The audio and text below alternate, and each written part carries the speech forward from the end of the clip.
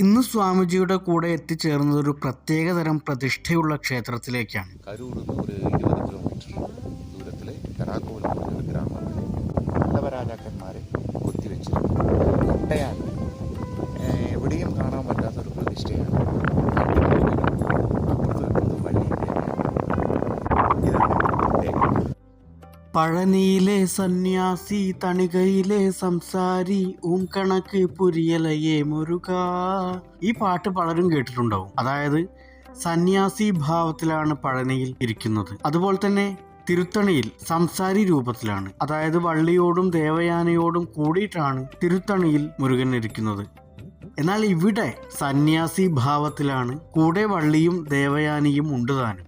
ഏതദേവ അത്രത്യ വൈശിഷ്ട്യം അന്യത്ര കുത്രാപ്പി ഇന്ത മാതിരി ഒരു പ്രതിഷ്ഠ പാക്ക മുടിയാതെ. 3-ാം നൂറ്റാണ്ട് മുതൽ 9-ാം നൂറ്റാണ്ട് വരെ ഈ പ്രദേശത്ത് പ്രബലരായിരുന്ന പല്ലവ രാജാക്കന്മാരാണ് ഈ ഒരു പ്രതിഷ്ഠയുടെ പിന്നിൽ പ്രവർത്തിച്ചവർ.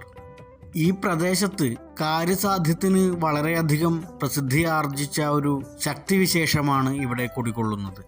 മലയാളികൾ തീർത്ഥാടന രൂപത്തിൽ ഒരിക്കലും ഈ ഒരു ക്ഷേത്രം സന്ദർശിക്കാൻ വഴിയില്ല. ഈ ക്ഷേത്രത്തിൽ സന്ദർശിക്കാൻ ആഗ്രഹിക്കുന്നവർ താഴെ കാണുന്ന നമ്പറിൽ സ്വാമിജിയെ വിളിച്ച് നേരിട്ട് സംസാരിച്ചതിനു ശേഷം വരാൻ ശ്രമിക്കുക.